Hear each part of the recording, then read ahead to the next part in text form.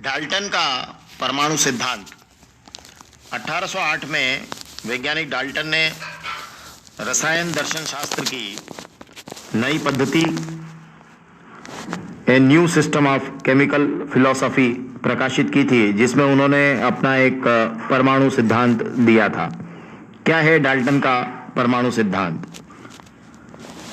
Dalton's atomic theory.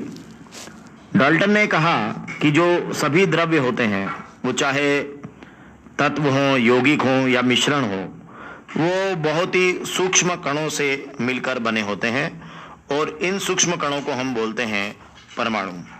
मतलब जितना भी मैटर है, ऑल मैटर, वो made of very tiny particles, जिनको हम एटम्स कह सकते हैं, एटम कहते हैं, परमाणु कहते हैं। तो सभी द्रव्य बहुत ही सूक्ष्मतम कणों से मिलकर बने होते हैं, जिन्हें परमाणु कहते हैं। तो परमाणु को डिफाइन किया उन्होंने सबसे पहले अपने परमाणु सिद्धांत पे, और फिर उन्होंने उसके बारे में बताया कि ये जो परमाणु है, ये अविभाज्य सूक्ष्मतम कण है।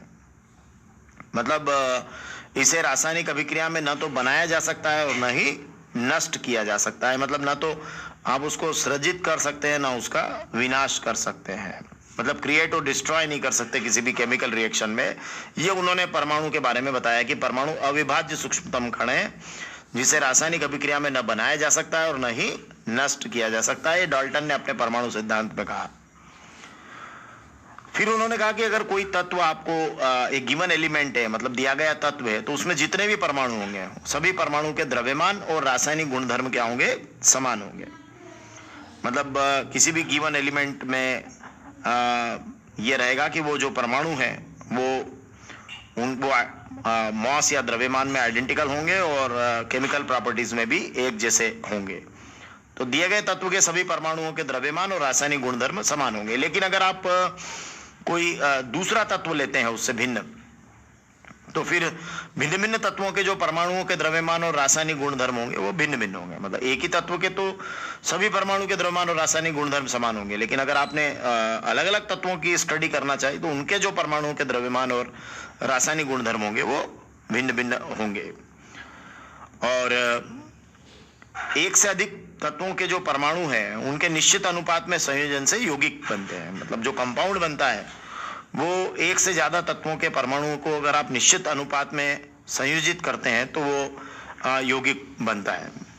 मतलब भिन्न भिन्न तत्वों के परमाणु जो है वो परस्पर छोटी पूर्ण संख्या के अनुपात में संयोग करके, मतलब स्मॉल होल नंबर में वो संयोग करके और यौगिक का निर्माण करते हैं। तो भिन्न भिन्न तत्वों के जो परमाणु है वो परस्पर एक निश्चित अनुपात में संयोग करके या संयोजन करके यौगिक का निर्माण करते हैं। जैसे फॉर एग्जांपल, अगर आपके पास में एक ऑक्सीजन एटम है एट 16 मास यूनिट और दो हाइड्रोजन एटम्स हैं, वो एक एक मास यूनिट में अगर वो मिलते हैं तो वो एक वाटर मॉलिक्यूल्स बनाएंगे और वो 18 मास यूनिट में एक वाटर मॉलिक्यूल को बनाएंगे। मतलब 16 यूनिट मास और 2 यूनिट मास मिलकर 18 यूनिट मास बनाएंगे, तो ये पानी का अणु आपका तैयार हो जाएगा। तो ऑक्सीजन और हाइड्रोजन मिलकर पानी बनाते हैं। मतलब ये एक से अधिक तत्वों के परमाणुओं को निश्चित अनुपात में संयोजन करेंगे तो संयोजन के फलस्वरूप क्या होगा? यौगिक का निर्माण होगा। मतलब वो अनुपात क्या रहेगा? हमेशा संयोजन का जो अनुपात रहेगा वो निश्चित रहेगा और वो छोटी पूर्ण संख्या के रूप में अनुपात में ही संयोग करके यौगिक का निर्माण करेंगे। फिर अगला